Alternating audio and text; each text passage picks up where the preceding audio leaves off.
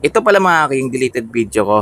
Ayan. Actually, hindi ko siya sinadyang i-delete. Kumbaga, accidentally lang po siyang na-delete. So, buti na lang, meron pang mga apps na pwedeng mag-recover ng mga video. Kasi hindi ko pa ito na-upload mga Q.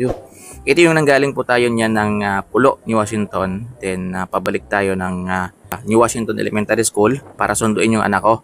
Ayan. Kaso nga lang, na-delete ko po siya mga Q. Buti na lang, na-recover ko siya ngayon. Nagawan ko siya ng paraan. So, yung nakikita nyo kasi mga Q, ay part na po yan ng Barangay Poblasyon. Yan, Sitio Naga. So nakita niyo naman kanina yung may gate na yon mga Q na kulay blue. Blue ba yon? Sky blue. Ay gate po yon ng Monport na eskwelahan. So shoutout po sa mga nag-aral sa Monport. Private ho kasi yan mga Q na nandito po sa bayan ng New Washington. Yan po yung New Washington Memorial Park. Yan. So kung nakita nyo, nakapag-vlog na rin tayo dyan. At yan po yung isang sementeryo dito. Bali, apat po yung sementeryo dito, mga Q. Yung Holy Rosary, yan, Roman Catholic Cemetery. Ayan, yung Holy Cross. Yan. So, yan po, is part pa rin po yan ng Sitio Naga, New Washington. Ayan, shoutout po sa mga taga dito. Ang ganda, no? Ang ganda tingnan, mga Q. Yan, napakalawak po ng kalsada dito sa New Washington. So, ano na po talaga siya, mga Q? Kumbaga, tapos na po talaga siya. Fully finished na po siya, 100% fully finished talaga. Yan, engine yun na lang mga nakikita ninyo. Maya-maya madadaanan natin yung Sampaguita Garden, ayan yung Iglesia ni Cristo na nandito po sa New Washington. So ito mga Q, ano na yata ito Rizal. Yan, Sitio Rizal na po siguro tong natin. Ayan yung Sampaguita Garden na close na po siya ngayon. At binebenta po yan mga Q 60 million na lang po yung benta nila dyan sa Sampaguita Garden yan. Baka may gusto pong bumili. Yan, dati daw, nasa around 200 million po siya. Nung hindi pa po sira yung mga doon, yung mga structure doon. Ngayon kasi mga Q, medyo sira na po siya, kinalawang na po. Kaya yung 60 million na yan mga Q ay ano na lang po yan, halaga na lang po ng lupa yan. Hindi na po kasama yung mga doon sa loob.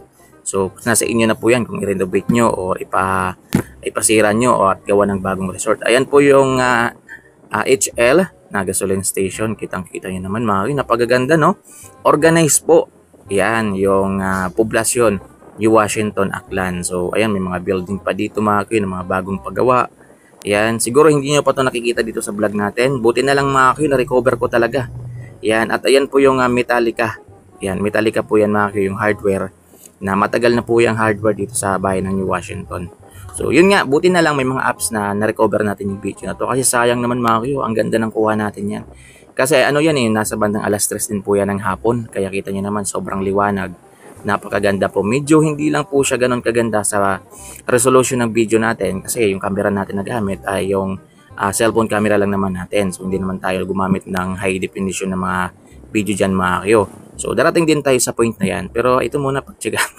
Ayan yung mga estudyante mga Q, naghihintay po sila ng masasakyan nila. Pauwi na po yan. Yung iba niyan nasa Kalibo pa umuwi. Dito nag-aaral sa ESU, New Washington. So, ayan no.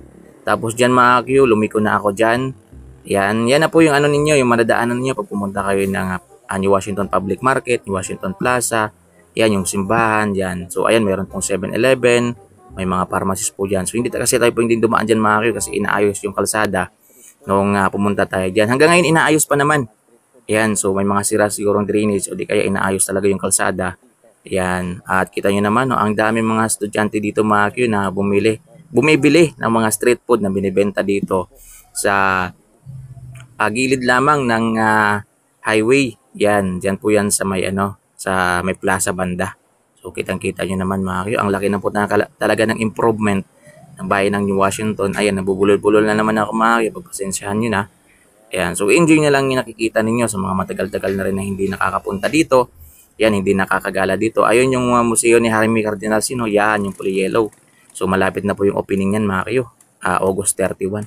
So, kita nyo naman. Ayan po yung terminal ng mga tricycle. Yan, may Palawan Pawn Shop din po dyan. Ayan yung plaza sa kabila. Ayun yung playground na pinagawa ni Mayor Jessica. So, kitang-kita nyo naman mga Q. Nasa bandang alas 3 yan So, rush hour po yan. So, yung ibang mga estudyante nag-uuwian na.